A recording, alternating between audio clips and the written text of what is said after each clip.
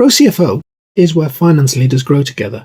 Join thousands of like-minded professionals using GrowCFO to access the combined knowledge and experience of the finance leader community. You can join us today at growcfo.net. Hello and welcome to the GrowCFO Show. I'm your host, Kevin Appleby, and today I've got a guest who's a fractional CFO and has a very interesting career to tell us about and how he got there and some of the challenges he's facing at the moment. Dan DeGolier, welcome to the GrowCFO Show. Thanks for having me, Kevin. Great to be here. Dan, tell me a little bit about yourself. Yeah, thanks for asking. I started Ascent CFO Solutions in 2011 as a single fractional CFO firm. I was working directly with several clients at a time and started scaling the firm in 2015. Saw an opportunity to create level of scale and support more clients than I could handle myself. Grown to 38 people.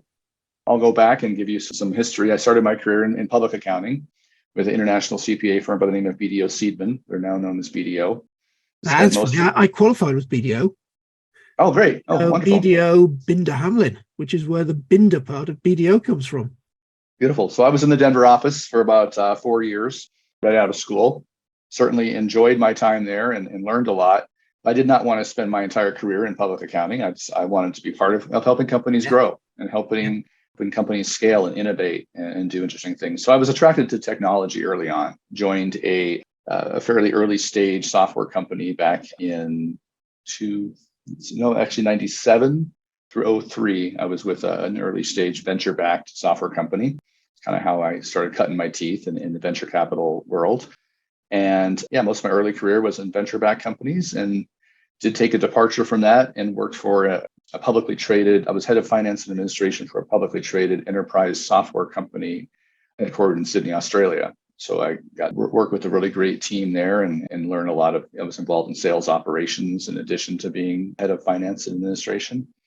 And then in 2011, like I said, is when I started doing fractional CFO work, and I haven't looked back. We built an amazing team of 38 people from CFO down to senior accountants, got controllers, accounting managers, and financial analysts in the mix as well.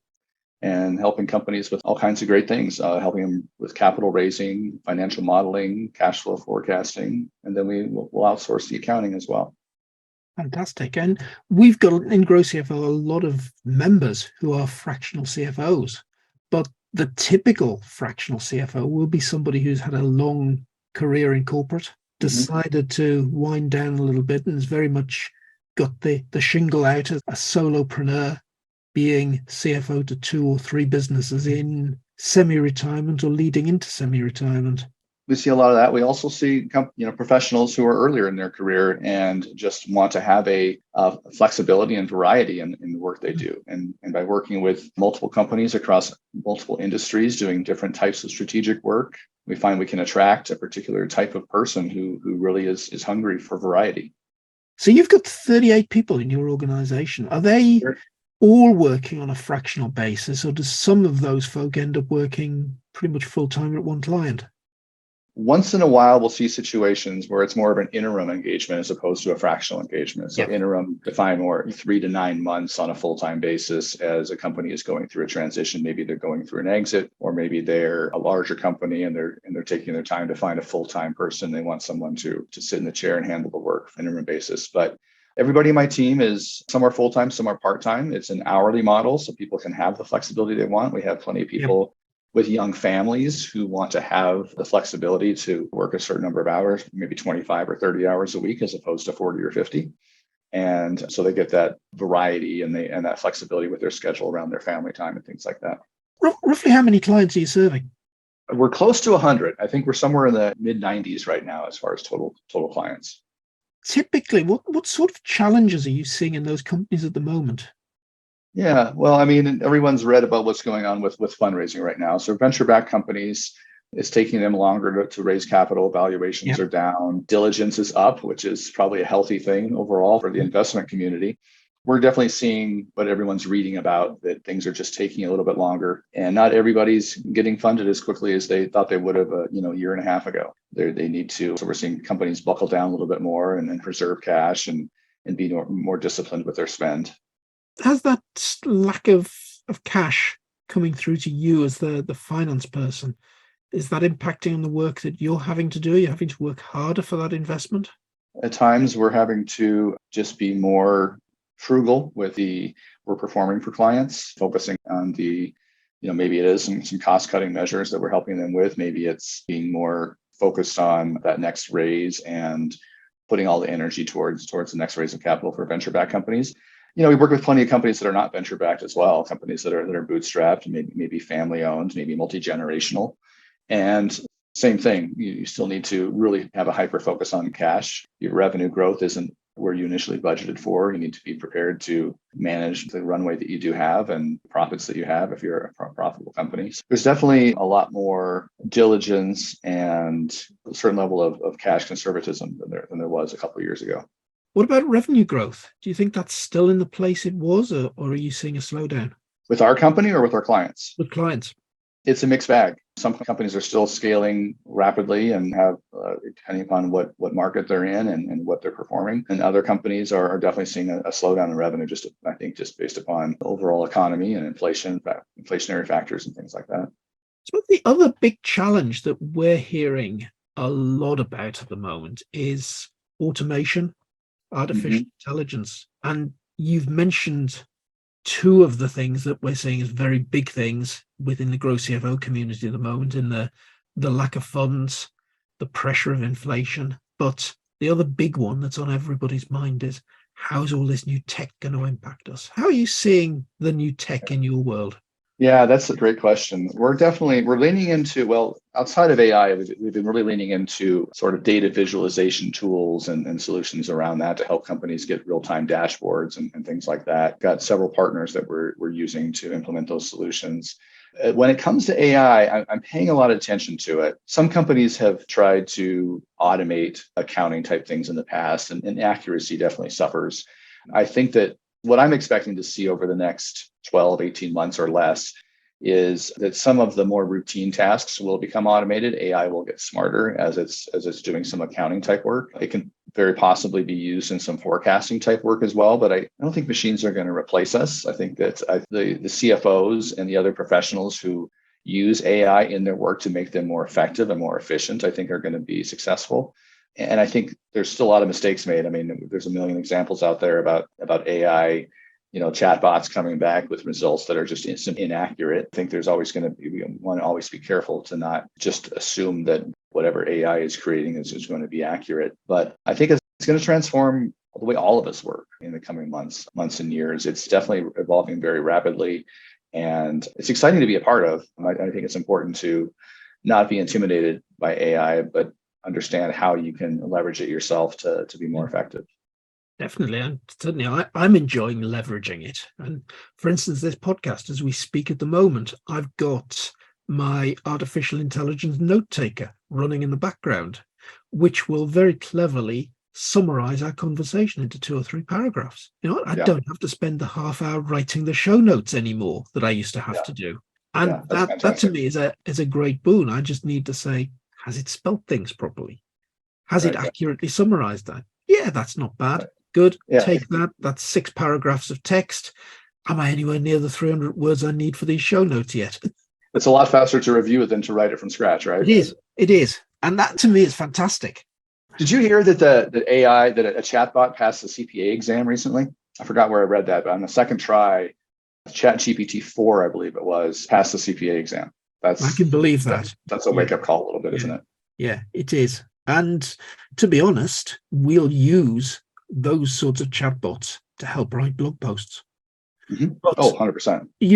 It doesn't mean you rely on it 100%. You don't just give it the title and rely on it producing something. You've probably written an outline to start off with. What do you want to talk about?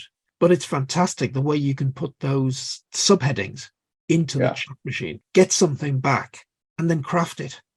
It takes all of that writer's block. I'm not surprised that he can pass the CPA exam.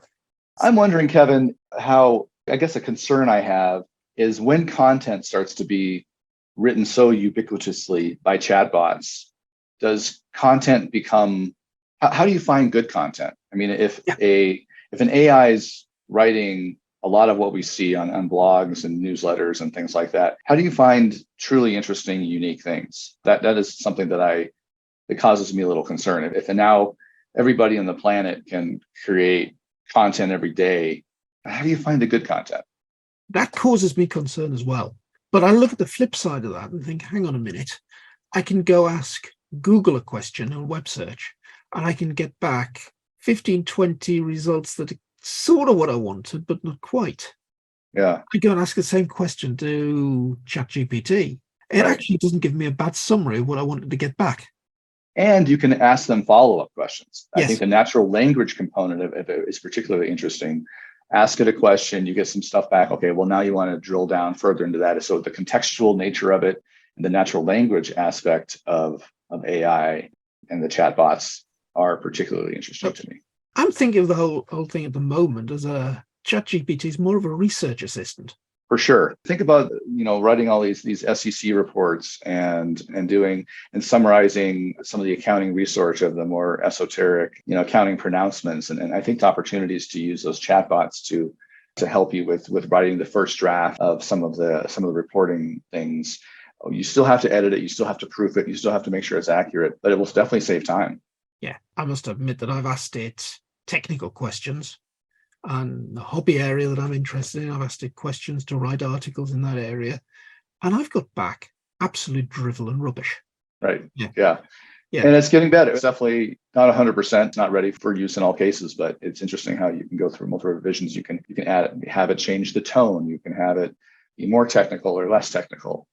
Things like that are pretty interesting. But thinking about automation in more general for finance, Dan, you talked about implementing dashboards for clients. Mm-hmm. Tell me a little bit more about that. Tell me what you're doing. Sure. You can take companies' ERP system and their payroll system and their CRMs, and you can give, by using some of these tools, these solutions that we're working with, you can pull all those pieces in, and then you can frame that any way you want. Now, you still want to take the time to think, to really understand the business. What are the KPIs that really are driving your business? What are the biggest drivers?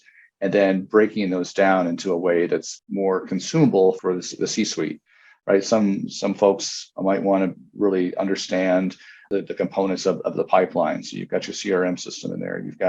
You want to understand some analysis around the spend and your variances to budget.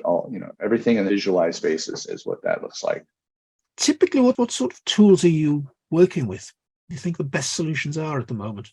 Again, we're using several different ones. Power BI is one that we like a lot. There's a handful of others that we have at our disposal that we've been using. Some of them are more customized data solutions that have utilizing the software's open APIs to pull those pieces in and have your sort of database that collects from various sources and then publishes them.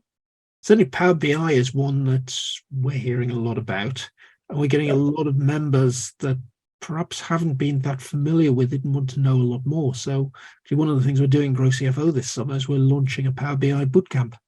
Oh, great. Oh, wonderful. Okay. A couple of big workshop sessions combined with a lot of online learning. So anybody listening to this, you want to know more about that, just go across the GrowCFO website and click on the programs tab and you'll see the Power BI bootcamp, and there's a brochure you can download. In fact, I'll put a link to the brochure in the show notes.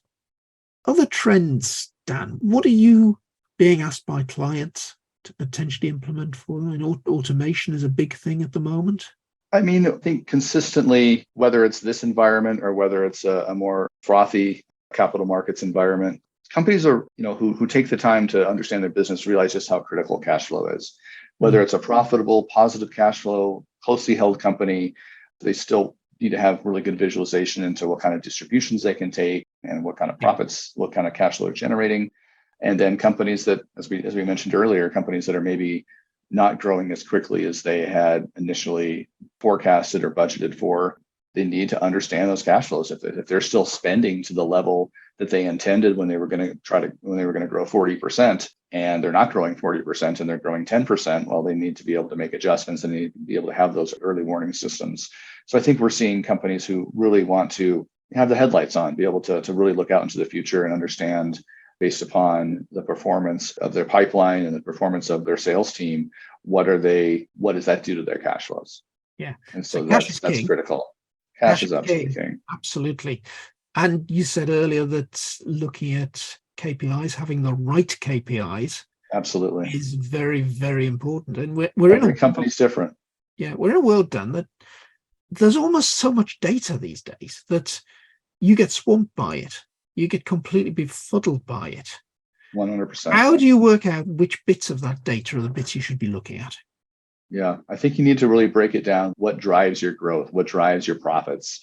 And break those down. Is it a particular segment of your pipeline? Is it particular gross margins on particular product lines? What is really driving that? Back that off one step at a time. Understand, where does that pipeline come from? What are the cost components that drive those gross margins in those various pieces? And it's taking a top level view and then just peeling back layer after layer after layer of the onion to understand what is driving. And every company is going to be different. Absolutely. And it's probably saying the P&L account doesn't give you the right information to do that.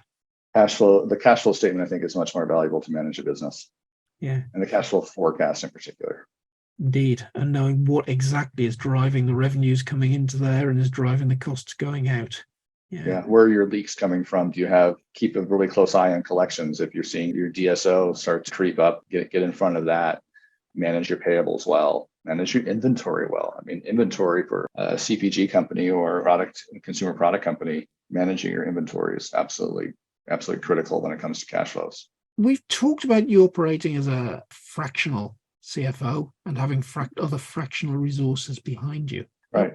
What sort of size organization do you need to be before you start really benefiting from that level of service? That's a great question. I think that we generally target companies between 2 million and 50 million in revenue is our general target. But we'll take your companies on that are earlier, especially if they're well backed, or a lot of times it's a serial entrepreneur. It's somebody who's had an exit before, who wants to engage us much sooner than a first-time entrepreneur. And I think it's because they recognize the importance of doing it right to begin with. If they're going to try to skimp too much in the early stages of the company and not have accurate financials, you're going to have to fix that later, and it's going to be more expensive in the long run.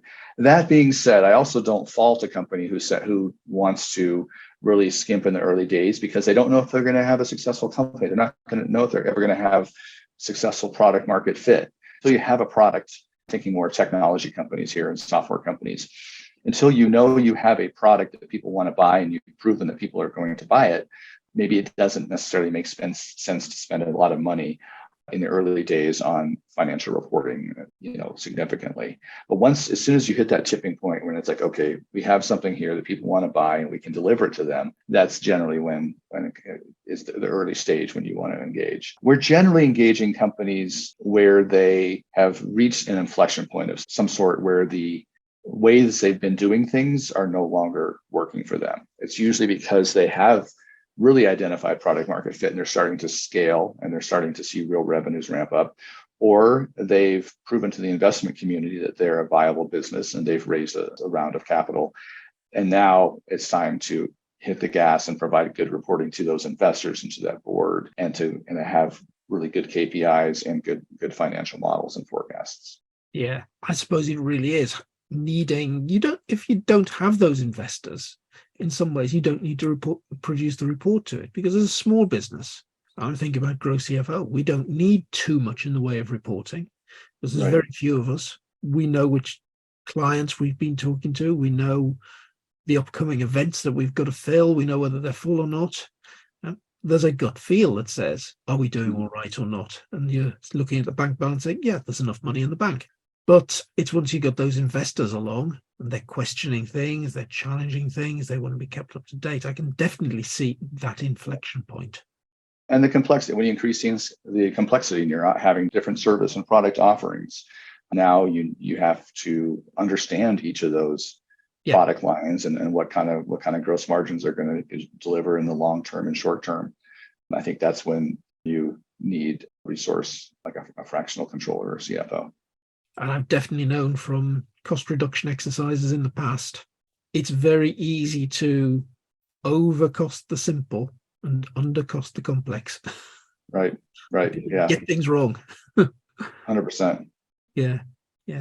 But you talked about entrepreneurs who might have gone through an exit before, coming along to you perhaps a little bit earlier than other companies. I guess that you're helping those people potentially build a business for another exit. Correct. Oftentimes. How far ahead of an exit do you think you've got to start planning properly? I tell people to run their company like they're never going to sell it, but always be ready to sell your company.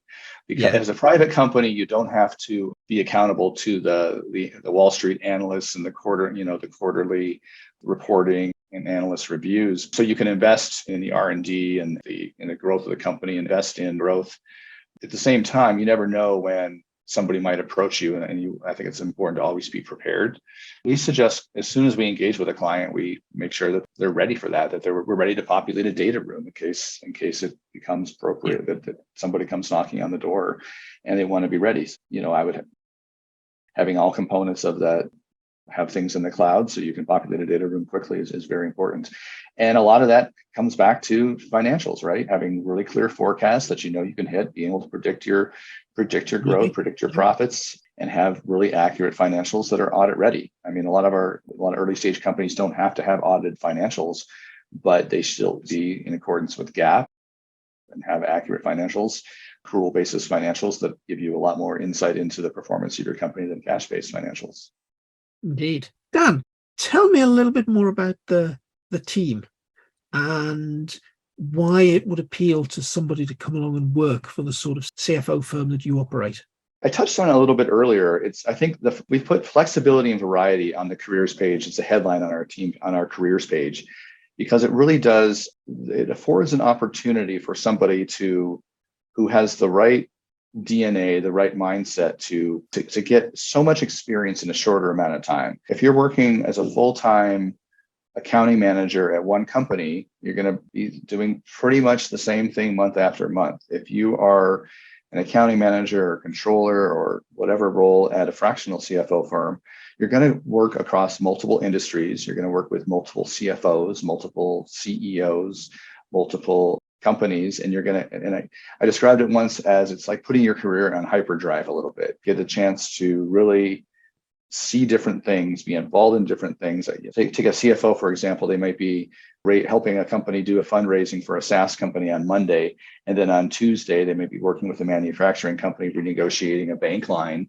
And then on Wednesday, they're working with a professional services firm, looking at their utilization models and cash flow models. So there's a lot of variety and flexibility that you can get as a professional, whether you're early in your career coming out of a CPA firm or accounting degree and you have a senior accountant level experience, or whether you're CFO who's been in the seat for 20 or 30 years and going to add a lot of value to a client with your experience and your insight into what a company needs for growth and how the company navigates challenges. There's a tremendous amount of variety that you get. The flexible schedule is also really interesting, right?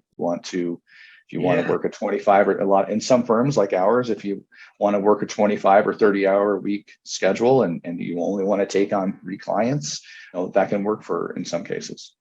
I love that phrase you use, put your career on hyperdrive. I think that's fantastic. And I'd always looked at fractional CFO as something that somebody with a lot of experience that they gained decided to do for a lifestyle reason or whatever. I'd never really looked at the CFO firm as having those more junior folk in earlier stages of career. I really do see how that's potentially a benefit. But thinking back to my own career, I learned a lot by really getting to know the business in the early stages, getting to know the people in the business. And you're doing that because you were working with them 5 days a week. Yeah. 300. Yeah. So that's very important. That's great. When you're working with, say, 2 or 3 clients, do you manage to build up that same level of understanding and relationships? That's an awesome question. No, that's really critical. We take the time that when the CFO first engages with a new client, we oftentimes will start what we call an assessment phase, where we're going to do a really deep dive with that company. We're going to spend a lot of time with them, a couple days a week for a couple months, going very deep with them and getting our arms around the entire business. We're going to understand their cap table. We're going to understand all their historical financials, all their gross margins by product line, by SKU in some cases. We're going to review their vendor contracts and the customer contract and any banking relationships. And at least we're going to just be sponges and absorb all we can about that company and really take the time to understand it as part of our onboarding. And then coming out of that assessment phase, we'll oftentimes make a recommendation. So we'll make a recommendation about the existing team. Maybe they have a really good accounting manager or controller who needs more oversight, who needs more mentoring, needs some process improvement. So we will come up with really clear recommendations on what we think the engagement would look like going. As a fractional CFOs, we're working with companies oftentimes for multiple years on a part-time basis. We may engage several people. We might have a CFO and a controller and a senior accountant all engaging with that team. But that assessment phase, that first assessment, allows us to understand the business very thoroughly and then make a recommendation on sort of processes and who belongs where, and give them a clear budget on the team that they'd be working with. Right. So there's a really intensive piece at the start of the assignment. Get that. Yeah, we've got to carve out that time, right? So we don't want to, it'd be difficult. We don't want a CFO taking on 2 new clients the same week, because there's going to be a lot of deep immersion into it in that initial phase. Now, once we get through the first 90 days and the company's not doing a fundraise or not doing something, preparing for an exit, things like that, then those hours will usually settle into a nice cadence of maybe a day, 2 days a week. And then they can take on that next client and start getting them into that sort of happy place. Right. Yeah. Okay. That would allow the senior, the CFO, to get on top of things.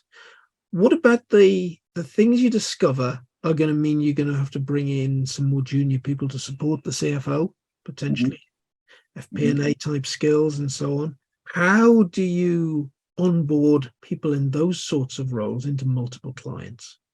Yeah, it's somewhat the same.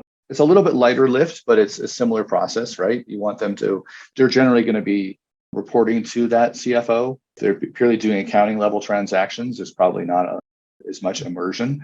But yeah, you're right. If they're on the FP&A side, they still need to really understand the various components of that model so they can really build out the assumptions and build out that model in a way that can drive as something as accurate as possible. How do you find the interaction with the client on a person-to-person level works? Yeah, so that's another absolutely critical piece. That's something we screen for a lot when we're hiring, is that we need to find CFOs and others who are incredibly good at time management and very good at communication. They can't just be a great, technical CFO who's kind of singular focused. They need to be able to communicate expectations around deadlines. They need to underpromise and overdeliver. And so that means being very clear if a client's asking for whether it's from a communication standpoint, email, voicemail, Slack, text message, all those, you have to have kind of an expectation and incorporate that into your own work style. So if you're in a board meeting on Tuesday, you probably need to set your out of office, or you need to let other clients know who also have things that are pretty urgent. Let them know that you're in board meeting and on Tuesday morning, so you're going to be getting back to them Tuesday afternoon.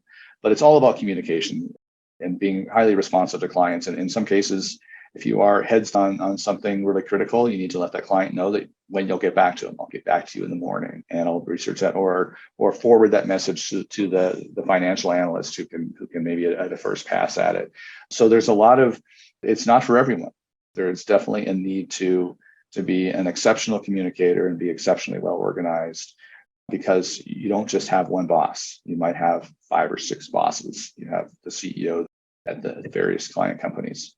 I know my own background is management consulting, and find some of the time you've been working on a big project with a single client, but there will be times when there are smaller projects and you're handling more than one client at once. And my experience is that either none of those multiple bosses are shouting for anything, or they all shout at the same time. Everyone wants it the same day. Yeah. So that's where that communication really comes does into take some play. communication. Definitely take some communication. Yeah. Yeah. Again, it's not for everyone. Some people it's not what they're cut out to do. So it has to be a particular type of person. If you're outgoing, a great communicator, you love variation in what you do, you don't like routine. Right. then this is probably for you. Right. Yeah. I would say if you tend to be a thirsty, you're hungry person. You love to absorb knowledge. You love to learn multiple industries because we work across all kinds of industries, right? We're working with SaaS companies, manufacturing, e-commerce, professional services, healthcare, real estate, construction. In some cases, a more significant client may really want to have somebody with a certain level of experience there. But that person, if they have multiple clients, are going to be working across different industries. And so we also look for people who do have wider range of background where they've worked across industries and not just been purely in energy or healthcare or something like that their entire career. They've got a more diverse background. That's kind of preempting my next question. You talked about having to screen. So you're screening for diverse background. How do you go about screening for that right kind of communication, time management skills, when a lot of the people, I guess, coming to you will have been used to being in that single client environment, that single client probably being their employer. They're in a multiple client environment. How do you avoid making those hire mistakes? Because they could potentially be very expensive.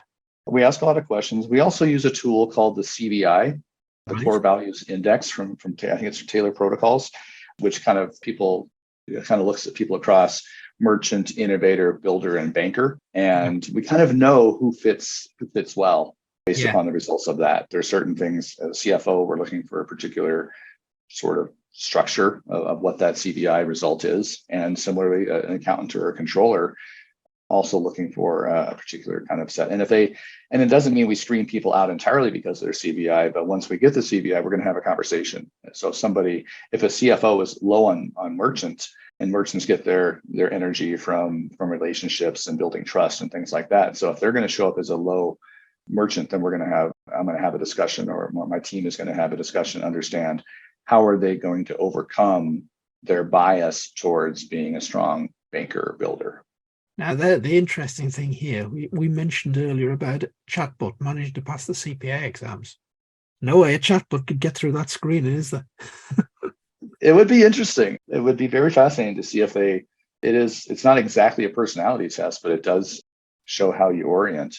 Yeah. And it's very subjective. So yeah, I have any idea how that would work. We're looking in GrowCFO at the future CFO program, more so the first time CFOs, and realizing that their biggest challenges are coming to terms with everything that they didn't learn to pass their CPA exams or whatever their equivalent is in the country they're from.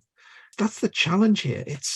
You only learn the basics in those exams. You only kind of get the ticket to the game. It's purely academic, right? It is purely academic. It's the lowest entry level. It's not the thing that gets you all the way to the top. Right. The human skills are very important, and communication skills and the ability to develop trust and really peel back those layers of the onion and go back and understand the intricacies of what's driving a company. Yeah. So thinking about all of that, Dan, and you clearly come on quite a journey, a finance journey, an entrepreneurial journey to where you are now. Thinking back, what would you tell that younger version of yourself that was kind of striving to go for that very first CFO role? Be yourself. Take your time. Don't be reactive. Take the time to understand. Take the time to really go deep. And whether that's with a team and understanding your CEO, but also with understanding those business drivers. Again, that's just critical. I mean, there's plenty of people who put together KPI reports that aren't helpful because they're not tracking the right things. Really take the time to understand, realize that companies are run by people. And so you've got to create relationships and trust. Absolutely. Some fantastic things to close the conversation with.